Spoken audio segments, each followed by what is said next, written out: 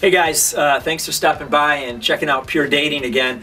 Man, I'm excited to share with you today, but first I want to just say that I am freezing. Man, it is cold here in Michigan. It's December in the great state of Michigan, and it's beautiful here in Michigan, but boy, it is cold, and so I'm going to try to stay warm with my nice little hoodie here, but I just was so tired of doing videos inside. My last 3 videos have been done inside, and I thought, well, I'll come outside and try to break up the scenery. So we're going to try it, even though I'm freezing.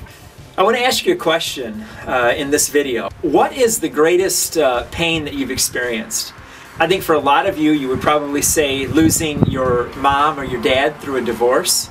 It was very painful. But I bet a lot of you would also say that one of the greatest experiences of pain you've ever had in your life was getting emotionally close to somebody in a dating relationship, romantically, sexually, emotionally, and then breaking that apart. That pain is tremendous. You know, you could take somebody and sever their arm off, and it would, in many cases, not hurt nearly as bad as the pain that you will receive from losing somebody that you are that close to in a dating relationship. And I want to tell you that it's never God's will for you. God did not intend for you to be dashed upon the rocks like that. God does not intend for you to go through that pain. He has something much, much better in store for you. And so today I want to talk with you about why that pain hurts, why that happens to you, and what God's better plan is for your life. You see, the reason why that hurts so bad in a dating relationship when you have to end it is because you have become so emotionally and romantically involved with that person that you are literally chained to that person in the spirit realm. You have become emotionally enslaved with that person, and you have crossed the boundary of romance and sex before there was a covenant. And therefore, when that has to be split apart, it results in tremendous pain and tremendous suffering. But as I said, that was never God's plan for your life. One of the primary reasons that we see this happening today in relationships is what we will call the attachment-detachment cycle. And I want to give a shout out to a pastor named Doug Wilson who wrote about this in a book of his. And when I read that, I said, man, this is incredible. I need to share this with Pure Dating.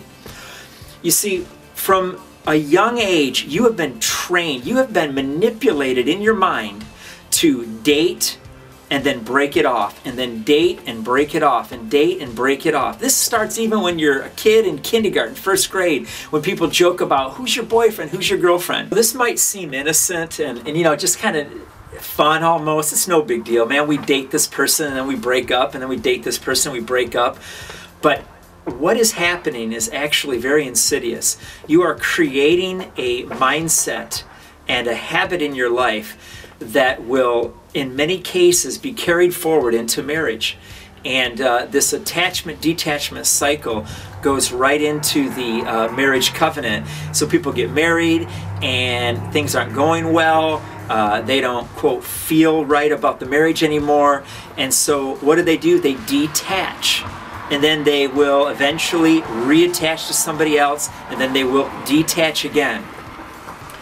God has something so much better for you, thank God, than this attachment-detachment cycle that leads to pain and pain and pain. You see, God's desire for you is the same His desire has always been from the garden when He created Adam and Eve. Here's what God's plan is for you: that you would remain pure, that you would join yourself to one man or one woman in a marriage covenant, and that attachment would last until death. No attachment, detachment, no breaking it apart, no hooking up with this person, no friends with benefits, but that you have kept yourself emotionally and sexually pure. And so that on that special day when you actually enter into a covenant, you are attached for life. What do I do if I am in this attachment-detachment cycle? Well, I want to tell you what I did.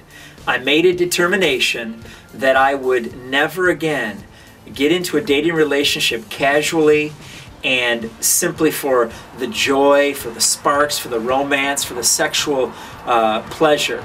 But I made a decision that the next time I attached with a woman, it would be with my wife in a covenant forever. What do I do if I have never dated anybody yet?